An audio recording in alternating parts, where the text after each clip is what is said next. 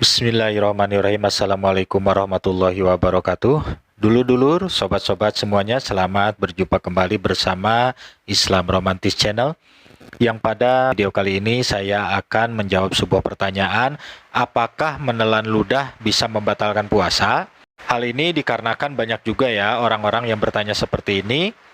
Di luaran juga mungkin banyak, dan juga kebanyakan orang-orang meludah terus. Selama puasa itu dia meludah terus dikarenakan takut membatalkan puasa.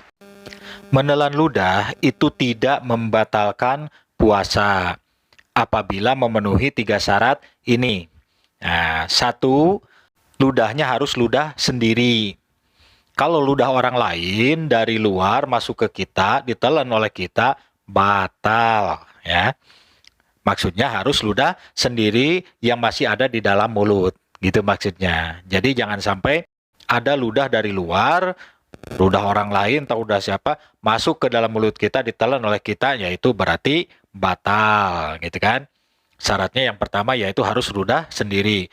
Yang kedua, ludah yang belum keluar dari mulut. Nah, ludah yang belum keluar dari mulut kita, batasnya misalnya bibir, gitu kan.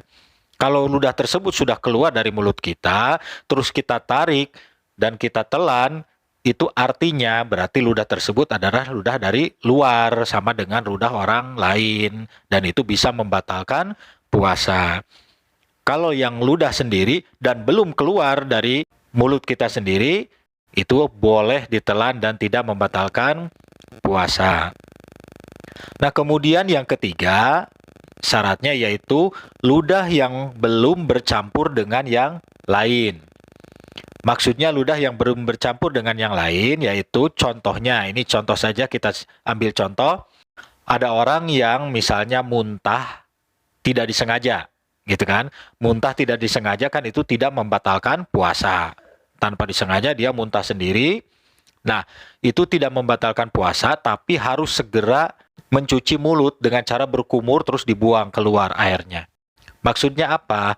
Apabila kita tidak mencuci mulut, tidak berkumur, terus tidak membuangnya keluar, kemudian kita menelan ludah sendiri, nah itu bisa batal. Walaupun itu ludah sendiri, walaupun itu ludahnya masih ada di dalam mulut sendiri, itu hukumnya bisa batal puasa. Karena apa? Sudah bercampur dengan yang lain. Yang lainnya apa? Yaitu sisa-sisa muntahan.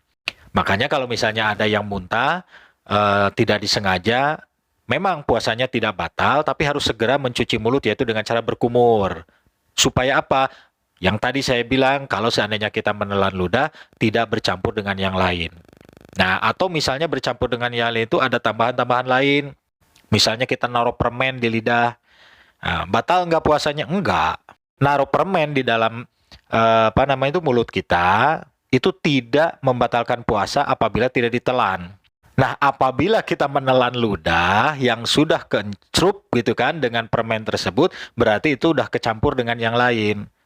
Itu artinya kita menelan ludah yang sudah kecampur dengan yang lain dan artinya batal puasa.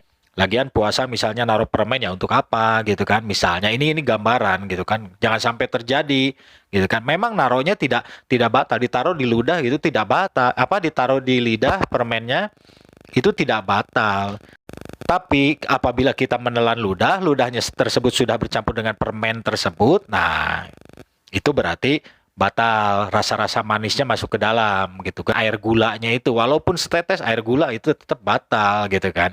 Itu maksudnya ya. Atau misalnya bercampur dengan yang lainnya lah. Mungkin dulur-dulur, sobat-sobat sudah bisa menjabarkan sendiri.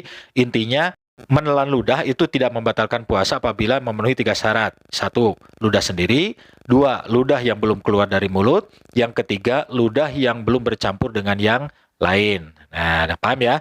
Mudah-mudahan video ini bisa mengingatkan kita lah. Mengingatkan kita, bisa bermanfaat. Silahkan di like, komen, dan subscribe. Terima kasih. Wabillahi taufiq wal hidayah. Wassalamualaikum warahmatullahi wabarakatuh.